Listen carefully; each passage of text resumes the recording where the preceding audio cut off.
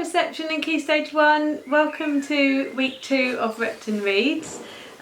This week I'm going to read you a book that is very popular in our household. My daughter loves this story.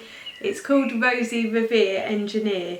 It's written by Andrea Beattie and it's illustrated by David Roberts. And the reason she loves this story is firstly because her dad is an engineer, but secondly because she loves making things out of junk modelling, and I think this reminds her of some of the things she makes. So let's have a little read and see what you think. This is the story of Rosie Revere, who dreamed of becoming a great engineer. In Leela Gree's classroom at Blue River Creek, young Rosie sat shyly, not daring to speak.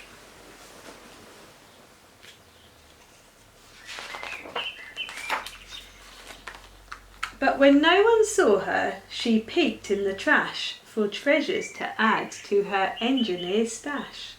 And late at night, Rosie rolled up her sleeves and built in the hideaway under the eaves.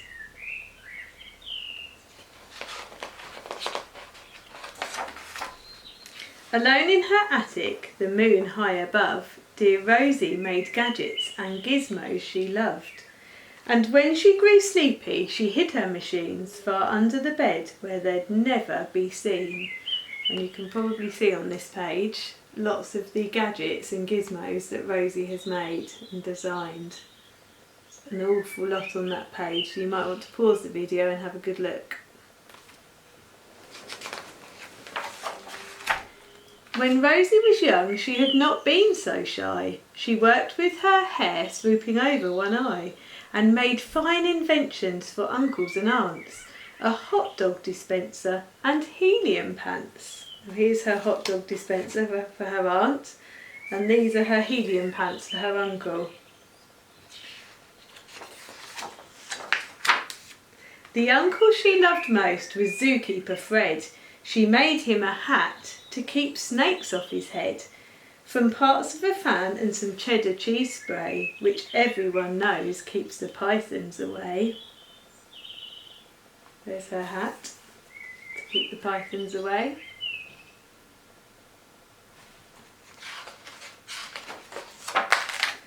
And when it was finished, young Rosie was proud.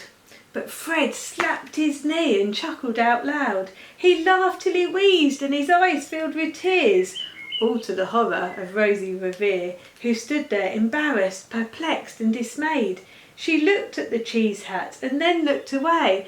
"I love it," Fred hooted. "Oh, truly I do."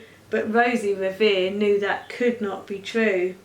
She stuck the cheese hat on the back of her shelf, and after that day she kept her dreams to herself.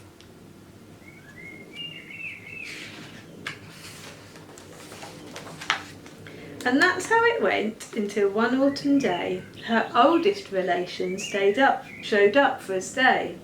Her great Aunt Rose was a true dynamo who'd worked building aeroplanes a long time ago. She told Rosie tales of the things she had done and goals she had checked off her list one by one. She gave a sad smile as she looked to the sky. "The only thrill left on my list is to fly. But time never lingers as long as it seems. I'll chalk that one up to an old lady's dreams." And there's Aunt Rose as a young lady working on her aeroplane that she's building. That night, as Rosie lay wide-eyed in bed, a daring idea crept into her head. Could she build a gizmo to help her aunt fly? She looked at the cheese hat and said, "No, not I." But questions are tricky and some hold on tight, and this one kept Rosie awake through the night. So when dawn approached and red streaks lit the sky, young Rosie knew just how to make her aunt fly. I wonder what she's going to do. She worked and she worked till the day was half gone. then hauled her cheesecopter out onto the lawn to give her invention a test just to see the ridiculous flop it might turn out to be. There's her cheesecopter.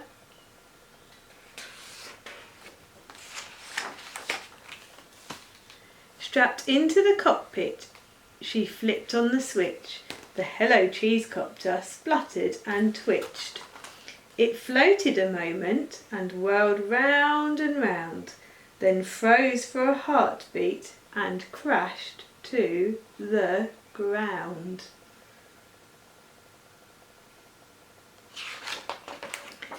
Then Rosie heard laughter and turned round to see the old woman laughing and slapping her knee. She laughed till she wheezed and her eyes filled with tears, all to the horror of Rosie Revere, who thought, "Oh no, never, not ever again will I try to build something to sputter or spin, or build with a lever, a switch or a gear, and never will I be a great engineer."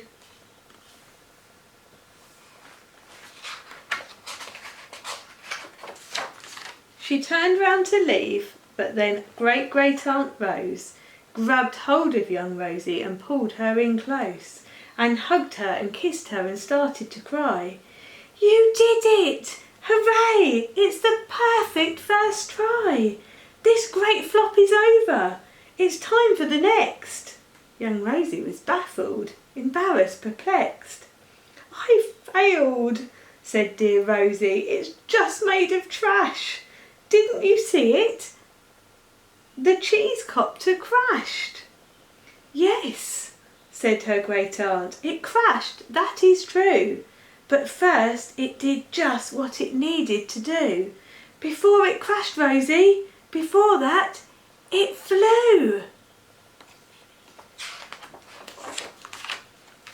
"Your brilliant first flop was a raging success. Come on, let's get busy and on to the next." She handed a notebook to Rosie Revere, who smiled at her aunt as it all became clear. Life might have its failures, but this was not it.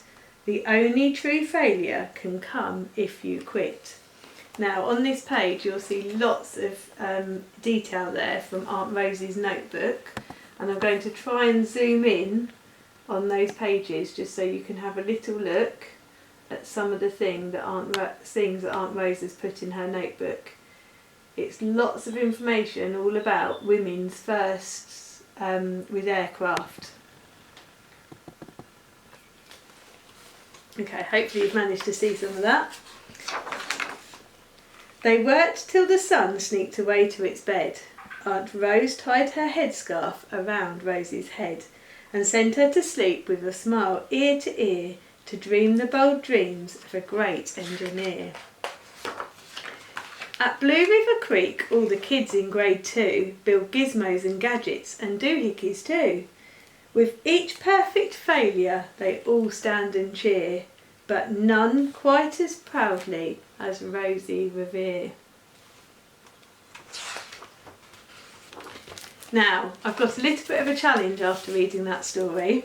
Hopefully you will have all learnt from that story that sometimes when we try to build things and we try to do things, it can be tricky, and we need to try and try again until we keep on going, and hopefully we get there in the end.